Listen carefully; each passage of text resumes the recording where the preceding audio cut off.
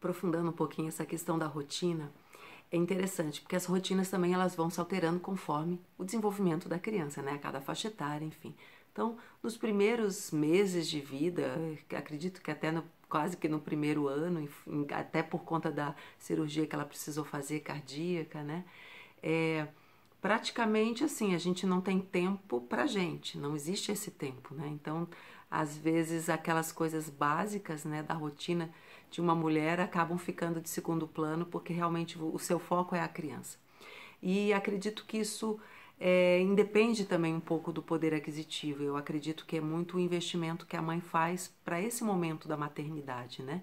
E claro, com a questão do poder aquisitivo modifica um pouco porque você pode ter um apoio maior, né? Pessoas para te ajudarem com relação a determinadas situações, né? Mas é interessante que com o passar do tempo a gente vai sendo cobrada, né, de maneira diferenciada e a gente vai na verdade, aprendendo isso na medida que a gente caminha, que administrar a diferença da rotina de cada dia. Na verdade, você tem uma rotina que se repete diariamente com a criança, né, com os cuidados que você precisa ter com você mesma, né, ao mínimo, e também porque essa rotina é diferenciada. Você não tem a segunda, de repente, igual a terça, igual a quarta, enfim, porque você às vezes tem que levar em fono, né, terapia ocupacional, ecoterapia, enfim, e N outras atividades, né? Às vezes você coloca musicalização, então às vezes as coisas elas não são tão próximas, né? Às vezes você consegue que elas sejam num único lugar, num único espaço, mas às vezes não. Aí tem o deslocamento, enfim. Então, às vezes, tudo fica muito exaustivo, né? Para a mãe, para o pai e para a criança, né? E principalmente naquelas situações em que o casal não está unido, né? No cuidado com a criança. Então, acaba que se sobrecarrega né? Dos pais, o pai ou a mãe. E é muito mais comum até que se sobrecarregue a mãe, né? O que não deveria realmente ter uma parceria, independente do casal estar casado, viver junto ou não, um cuidado, porque é de responsabilidade de ambos, né? Então isso é algo que precisa ser também bem esclarecido, né? Porque isso depois recai num estresse muito acentuado de quem fica só por conta da criança, num estresse que acaba recaindo, né, sobre a criança. E a criança sente isso. Então, depois a mãe começa a ficar sem paciência com a criança, porque é natural, isso faz parte da vida. Então, não adianta nos manuais, né, de cuidados, né, dizerem que você não pode isso, não pode aquilo, não pode gritar, não pode...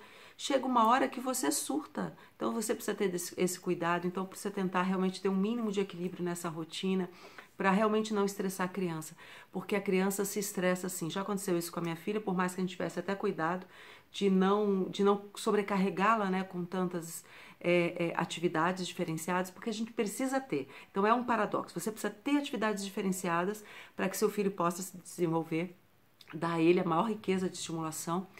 Mas você não pode ter tanta ansiedade nisso a ponto de perder o bom senso e colocar atividades demais, principalmente considerando o tempo de deslocamento, né? Porque depois isso gera um estresse sobre você e sobre a criança que faz com que a criança trave. Então, ou seja, aquele excesso vai embotar, na verdade, vai inviabilizar que esse aprendizado aconteça. Porque a criança precisa também relaxar, precisa curtir, precisa dormir bem para que esse aprendizado seja fixado. E além das repetições que a gente precisa dar para cada, né, aprendizado. Então é um cuidado que às vezes a gente pode esquecer um pouquinho, né, nesse afã de estimular demais a criança e botar nisso, botar naquilo. Então é bom a gente até lembrar que a gente precisa até utilizar melhor essa ansiedade na estimulação dentro de casa, no dia a dia, nas coisas do cotidiano. Então, na rotina, né, dentro de casa, do escovar o dente. Então, depois eu vou mostrar para vocês como é que a gente fez aqui em casa, né? Então, a gente fez na parede mesmo, colocamos na parede do banheiro a rotina ao acordar. Então, ela tinha a rotinazinha, então ela já sabe o que é para fazer. É claro que nos primeiros anos, ela obviamente que não fazia, mas é para ela, inclusive, sentir que ela já sabe o que vai acontecer. Isso, inclusive, diminui um pouquinho a ansiedade dela e diminui um pouquinho aquela coisa do piti, sabe? Que você vai falar com a criança, faz isso, a hora de escovar, não, quero escovar o dente. Aí joga tudo, joga pasta de dente, joga tudo no espaço, né? Porque a dificuldade, às vezes, de você colocar também, administrar, né? A frustração, para a criança, na verdade, administrar essa frustração, quando você coloca, impõe ali a regra e coloca, mostra para ela que precisa ser feito, né? Então a gente utilizou várias estratégias e tem dias que nenhuma estratégia funciona, então não se assustem com relação a isso.